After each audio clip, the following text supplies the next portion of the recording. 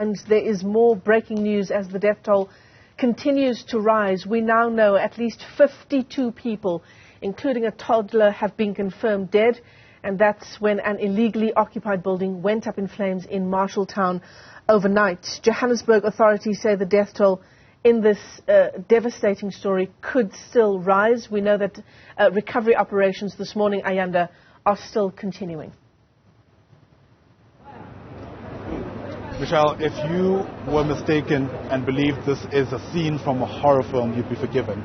Really heart-wrenching scenes that are unfolding here in Marshalltown. As you mentioned, the numbers are rising and at a rapid pace. Mlauzi is once again the EMS spokesperson, been with us since the early hours of this morning and joins us once again for another update. Mr. Mlauzi, it's the kind of story nobody wants to do, and I imagine even in your own line of work. We've heard that the death toll has risen again. Yes, it's a sad day indeed, in the city of Johannesburg. With my 22 years of service in the city of Johannesburg fire department, I've never come across something like this. But we have to do what we have to do. Right now we have recovered 52 bodies, and also the 43 people who were injured were transported to various healthcare facilities. So there is still possibilities of more bodies from the 52 which we just recovered now.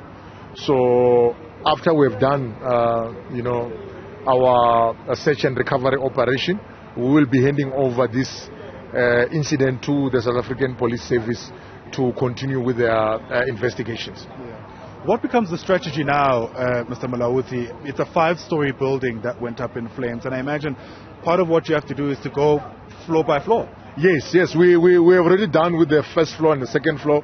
We're moving towards the third floor and the fourth floor and also the fifth floor. Then we just want to remove any uncertainty in terms of the other bodies which might still be, trapped under that rubble. As I said earlier on, the building is a hijacked building. It's actually an informal settlement inside the building. So there's a lot of, debris which we have to go through to make sure that we there is no any other bodies which might still be trapped inside the building. And after that, we'll hand over this incident to South African Police Service. It's a day indeed. And of course, our affected residents, we've activated our relevant stakeholders to start now assisting them with trauma counseling and also relief in terms of emergency shelters and all that. Yeah. When you say it's an informal settlement inside the building, what exactly do you mean by that? I mean, is it densely populated? There's the structures. Right. So that to a lay person who's watching us now, so it's a building, it's a formal building, but inside each and every floor there is partitions, which is like shacks inside each and every floor, just like that, from first floor to the fifth floor. It's an informal area. Right. So hence you find in terms of the intensity of the fire also, and also there's issues of structural integrity because of the building has been abandoned for so long. So we have to exercise caution as and when we are conducting this search and recovery operation. But so far we are on 52. There's a huge possibility that that number might increase. Sure. It sounds to me that what you've just described may make it also difficult for people to try escape. Let's say people who did pick up that there is a fire, but quite frankly weren't able to get out because they were barricaded by these structures. Yes, because those structures inside, they're actually a hazard for them. Yeah. The people who were inside the building. Hence, you see that there's so many fatalities, which is a very sad day indeed. Yeah. When we spoke at around 6 o'clock, the death toll was still at around 20. You mentioned one toddler is among those who've died. Yes. I'm not sure if you're able to tell us how many children are part of this now 52 number. No, at this stage we still have that one child, but we don't know.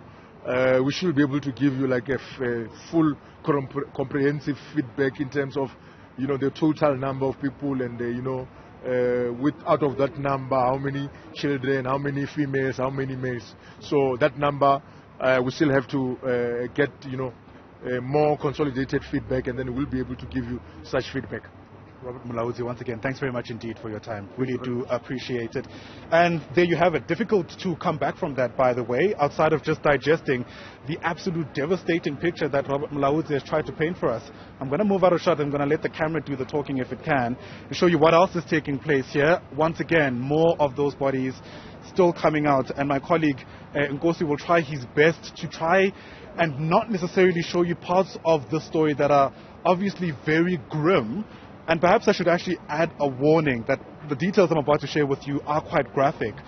A short while ago, we were able to see a number of bodies coming out, and they are completely charred. In fact, identifying some of these people who have sadly fallen victim to this fire is going to be incredibly difficult for families which I imagine are still waiting with bated breath to hear if any of their relatives are counted among the 52 people who now have died, a number which I imagine is without a doubt going to continue to rise. I'll tell you what else we know so far. Several officials are making their way here. We're told the mayor of Johannesburg, Kabelo Gwamanda, is making his way to the scene. Premier of Gauteng, Panyaza Lesufi, who is known to be quick to respond to such incidents, we're told is also en route. But I imagine for many people, this is, I don't know, a bout of deja vu, officials responding after the fact, when, quite frankly, for many, it feels a little too late. As we speak to you, we can even see some officials who are responding here still trying to douse the smoke that's billowing there in the building, and we're going to try to show you that now. Some of the smoke in the higher sort of floors of the actual building itself. That wasn't happening a few minutes ago, so I wonder what this actually suggests to us. Perhaps there may have very well been, sparks that have started once again. This is my interpretation of what's happening, and it might be a bit difficult now to get an explanation. But again, very, very active scene. In fact, we're going to try and move out the way because ambulances, as you're about to see now on frame, are also still driving into the closest they can get to the building itself. I had mentioned just a few minutes ago that the circumference around the building that's been cordoned off has widened, and that is for two main reasons. One, obviously to try to keep people safe, including curious onlookers, but two, in order to make sure that the kind of vehicles that we're showing you now are able to get closer, because the response is also two-pronged. There are people who are taken to medical facilities, and there are also those who are being treated now here on the scene itself. I'm just going to move and try make sure that Nkosi himself is not being affected by the vehicle that you can hear is reversing behind us. It's an ambulance. And might I also add, a few minutes ago, I was in earshot of one of the officials who emerged from one of these ambulances calling for backup. Part of the words he used is, we're going to need more ambulances. And again, all of this painting a really grim picture on this Thursday morning. Ayanda, thanks very much indeed for that update. An incredibly difficult story, devastation there in Marshalltown this morning. Perhaps before we let you go, Ayanda, what are we expecting will happen in the coming hours now as the story unfolds? We know that Panyaza Lesufi, the Gauteng Premier, is also on his way to the scene. Difficult to tell, Michelle, but for at least what we can see now, there are at least two main priorities in my mind. Ensuring that the families of those who have sadly died in this fire are informed. As we speak, some of their bodies are still strewn on the streets, just a stone throw from where we are. And at the very least, I imagine the families are going to want to safeguard the dignity of those who've died here. And the second most important thing, at least in my mind, is to ensure that those who were able to survive but are now displaced receive any kind of support, not only for their material needs, I'm talking clothes, food, the works, but the psychological toll that this has also taken on them. When we arrived, quite frankly, we were greeted with wails, women in these streets almost crying out against hope itself. And what we're able to ascertain, at least from one of the families who were able to speak to us, is that they've learned that the husband of one of those women who were crying is among the 52 people who we now know have died. That, I imagine, is probably going to be the priority when it comes to just responding to the human needs of those who've been affected by this. But there's obviously a whole lot more of a long-term plan, I imagine, that's going to also have to kick in, including eradicating the taking over of abandoned buildings, which is so widespread and ubiquitous in the inner city.